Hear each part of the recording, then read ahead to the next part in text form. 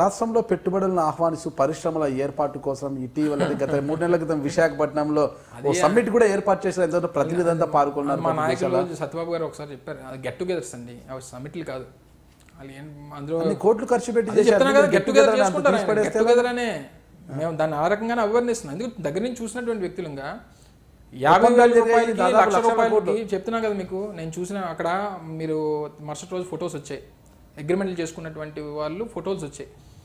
50,000 రూపాయలకి 1,00,000 రూపాయల కోసం రోడ్ల మీద తిరుగుతున్నటువంటి యువకులు కొంతమంది మనుషులతోని 2,000 మందికి 3,000 మందికి ఉద్యోగాలు కల్పిస్తామన్నటువంటి అగ్రిమెంట్లు చేసుకున్నారు.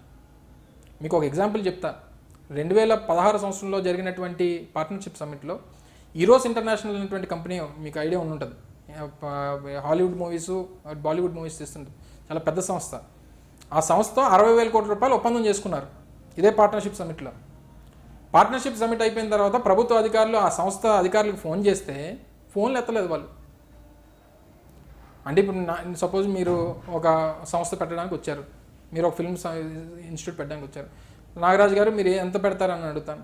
సార్ ఒక 2 కోట్ల రూపాయలతోనైతే పెడతాను. 2 కోట్లు ఏంటండి, ఒక 200 కోట్లు రాసుకోండి, మీరు పెట్టాలా చేయాలా రాజేయండి. 200 కోట్లు ముందు సంతకం పెట్టుకుని తర్వాత చూద్దాం, ముందు ఫోటో అయిపోయినామండి, ఎంఓఏ అయిపోయినామండి, మనకి తర్వాత రేపు ఉదయం పేపర్లో రావడానికి పెద్ద నెంబర్ కావాలి కదా. 20 ఎంత దగ్గర 10 లక్షల కోట్ల రూపాయలు పెట్టుబడులు అంట. 10 లక్షల కోట్ల పెట్టుబడులు, 22 లక్షల మందికి ఉద్యోగాలంట. ఏంటండి ఇది?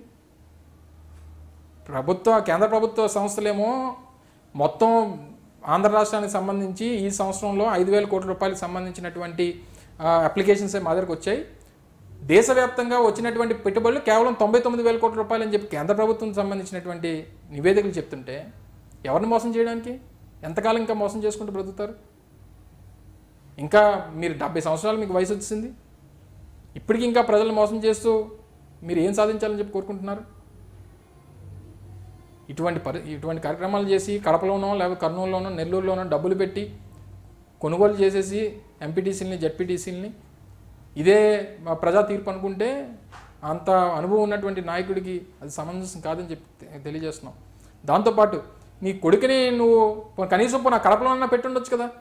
పోనీ 1,00,000 మందికో 2,00,000 మందితో ఓట్లు వేయించడానికి మీ కొడుక్కి మీకు ఇబ్బంది ఉంటే లోకేష్ గారికి కనీసం కడప స్థానిక సంస్థలు అని చెప్పి 300 ఓట్లన్నా వేయించుకోవచ్చు కదా. అది కూడా ధైర్యం చేయలేనటువంటి నాయకుడు ఈరోజు రాష్ట్రంలో ముఖ్యమంత్రిగా ఉన్నందుకు, ఆయనకు వారసుడుగా ఆయన ఉన్నందుకు ఈ రాష్ట్ర ప్రజలు చేసుకున్న దౌర్భాగ్యం. ఇప్పటివరకు చూశారు కదండి, విశాఖ జిల్లా వైఎస్ఆర్సీపీ అధ్యక్షుడు అమర్నాథ్ గారు చెప్పిన అంశాలను. జగన్మోహన్ రెడ్డి గారు శాసిస్తే 2019 ఎన్నికల్లో ఎంపీగానైనా ఎమ్మెల్యేగానైనా పోటీ చేస్తానని, కాదంటే పార్టీ సేవ కోసము పనిచేస్తానని, పార్టీని బలోపేతం చేసి జిల్లాలో అత్యధిక స్థానాలు సాధించి రాష్ట్రంలో జగన్మోహన్ రెడ్డిని ముఖ్యమంత్రిని చేయడమే తన లక్ష్యమని, ముఖ్యంగా ఎన్నో త్యాగాలకు పుట్టినిల్లు అయిన విశాఖ జిల్లా ప్రజల ఆకాంక్షల మేరకు విశాఖకు రైల్వే జోన్ ఇచ్చి చీరాల్సిందని, అందుకోసమే పాదయాత్ర కూడా చేశాను. తన పాదయాత్రతో స్పందించి కేంద్ర ప్రభుత్వం దిగివచ్చి రైల్వే జోన్ ప్రకటిస్తుందని ఆశిస్తున్నానని తెలియజేస్తున్నారు. అయితే తన పాదయాత్రతో రైల్వే జోన్ వస్తుందా లేదా ఇతర ప్రాంతానికి తరలిపోతుందా అన్నది కూడా వేచి చూడాల్సి ఉంది. నమస్తే అమర్నాథ్ గారు. నేను మీ గుడివాడ అమర్నాథ్, వైఎస్ఆర్ కాంగ్రెస్ పార్టీ విశాఖపట్నం జిల్లా అధ్యక్షుడిని. మీరు చూస్తున్నారు ఐ డ్రీమ్ న్యూస్.